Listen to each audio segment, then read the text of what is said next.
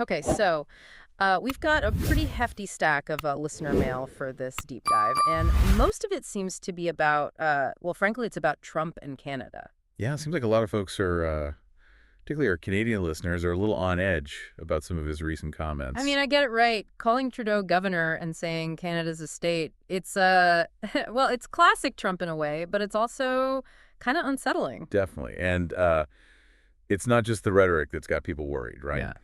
We've also got a bunch of Reddit threads here talking about potential tariffs and what that could mean for the Canadian economy. And some of those suggestions for how Canada could respond, I mean, Yeah. wow, talk about thinking outside the box. Yeah, some of those are pretty creative.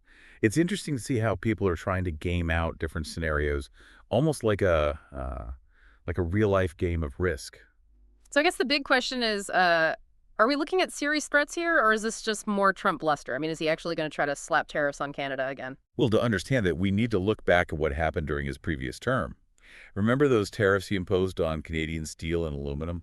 Oh, yeah, that was a whole mess, right? Canada retaliated with their own tariffs, and things got pretty tense for a while. Exactly. And that episode really demonstrated Trump's willingness to use trade as a weapon to kind of uh, to advance his agenda. So the question is he going to try that playbook again? And what about all this talk of subsidies? He's been going on about how the U.S. is propping up Canada and Mexico, but the numbers just don't seem to add up. Yeah, he's using this figure of like billions of dollars that the U.S. is supposedly losing. But when you look at the actual trade deficit numbers, it's a very different picture. So he's basically playing fast and loose with the facts again. It certainly seems that way. And a lot of experts have been pushing back on his claims, pointing out that a trade deficit isn't the same thing as a subsidy. So let's dive into these Reddit threads and see what Canadians are actually saying about all of this. Yeah, I'm really curious to see how they're interpreting these comments and what their level of concern is. Okay, so scrolling through here, yeah, there's definitely a lot of anxiety about what this could mean for Canada's future. Some people are even making jokes about a U.S. takeover. I saw there's some pretty dark humor there, but I guess that's one way to cope with the uncertainty. But it's not all doom and gloom. There's also a lot of talk about standing up to Trump about defending Canadian sovereignty. Yeah, I'm seeing that too. It's like a mix of apprehension and defiance. Mm. This whole situation is really tapping into some deep-seated feelings about the U.S.-Canada relationship. Some of these comments are pretty hilarious, though. One person even said, "We burned down the White House once, we won't hesitate to do it again." Oh, wow, that's a classic Canadian response, using humor to deflect a tense situation. But it also kind of underscores the point that this isn't just about economics, it's about national identity too. And Canadians aren't just sitting around worrying, they're actually brainstorming ways to fight back. Some of these ideas are pretty wild. Yeah, I'm seeing suggestions for everything from leveraging Canada's energy resources to Uh, targeting specific U.S. industries with counter tariffs. So, what do you think? Are any of these strategies actually viable? Or are they just wishful thinking? Well, it's hard to say for sure. Each option comes with its own risks and potential consequences. But it's clear that Canadians are taking this seriously, and they're not afraid to get creative in defending their interests. I guess we'll have to wait and see how it all plays out. But one thing's for sure, this is going to be an interesting story to follow. So let's dig into some of those strategies a little deeper. Some of these Reddit threads get pretty specific about how Canada could use its resources to kind of push back. Yeah, there are some interesting ideas floating around. For example, one user suggested redirecting Canadian oil exports away from the U.S. and sending them to Asia instead. Through that Trans Mountain pipeline thing, right? Exactly. The idea is that if Canada reduces its oil exports to the U.S., it could potentially drive up gas prices south of the border. And with gas prices already kind of high, that would definitely get people's attention. Oh, yeah. Imagine gas hitting like $3 a gallon or more. That would put a lot of pressure on the U.S. government to rethink its approach. And it's not just oil, right? There's also talk of Canada leveraging its advantage in critical minerals, like those things needed for electric car batteries and all that high-tech stuff. Right. Canada has significant reserves of things like cobalt and nickel, which are essential for a lot of industries.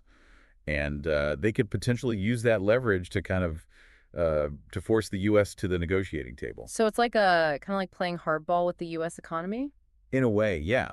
But it's a risky strategy. It could Ah. easily backfire and lead to even more tension and retaliatory measures. It's like a game of chicken almost. Exactly. Both sides trying to outmaneuver each other Yeah. and hoping the other one blinks first. Okay, so what about some of those more internal strategies, like the suggestions about reforming provincial trade and creating a more unified Canadian economy? Right? Some folks are arguing that Canada needs to streamline its internal trade to make it more efficient and competitive. Because right now, each province kind of has its own rules and regulations, and that Mhm. can make things messy. Exactly. So the idea is to kind of create a more level playing field within Canada, which could potentially boost the overall economy and make it less reliant on the U.S. But that sounds like a pretty tall order. I mean, getting all the provinces to agree on something like that. Oh, it would definitely be a challenge. It would require a lot of political will and cooperation. Wow. But if they could pull it off, it could really strengthen Canada's position. Okay, let's get a little more aggressive now. Some Reddit users are talking about hitting back with targeted counter tariffs, specifically going after products from states that strongly support Trump. Yeah, that's a more direct approach, trying to inflict some economic pain on Trump's base and maybe even sway some political opinions. Some people are even suggesting going after specific companies with ties to Trump, like Tesla, for example.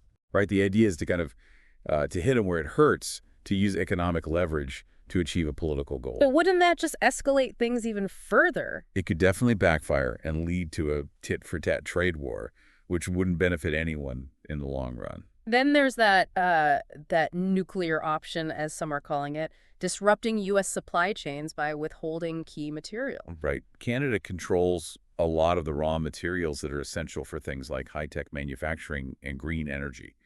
And they could theoretically use that to their advantage. It's almost like Canada has the U.S. over a barrel in a way. In some areas, yes. Yeah. But again, it's a very risky strategy. Cutting off those supplies would definitely get the U.S.'s attention, but it would also likely trigger a very strong response. So it's like a last resort kind of thing. Exactly. Something Yeah. you'd only do if all other options had failed. Okay, so let's talk about the long game now. A lot of Reddit users are suggesting that Canada should focus on diversifying its trade partners. Right. Building stronger ties with countries in Europe and Asia, reducing their reliance on the U.S. market.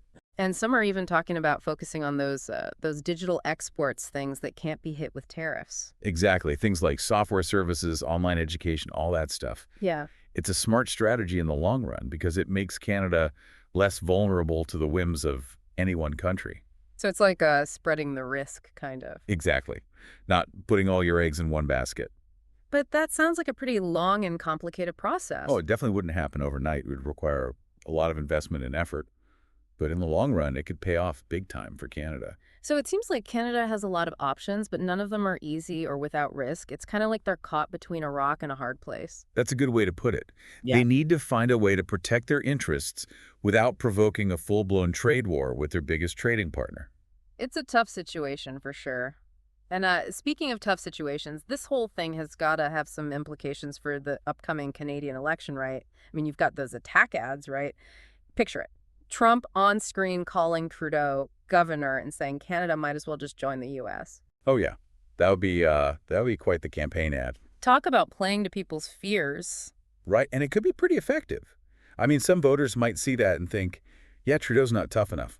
We need someone who can stand up to Trump. But wouldn't it also fire up Trudeau's supporters, those who see this as Trump trying to bully Canada? Oh, absolutely. Yeah. It could really galvanize his base and paint him as a defender of Canadian sovereignty. So it's like a double-edged sword, kind of? Exactly. Right. It all depends on how the narrative is framed and which message resonates more with voters. It's like this whole thing's a pressure cooker, right? And Yeah. Trump keeps turning up the heat. It's a good way to put it. Canada's in a tough spot. They need to find a way to let off some steam without things boiling over. So where does this leave Canada? What's the takeaway for our listener here? Well, I think it really underscores the fact that even close allies can have some pretty serious disagreements. And those disagreements can play out in some pretty unpredictable ways. In those unpredictable ways, those can really shake things up, right? For sure.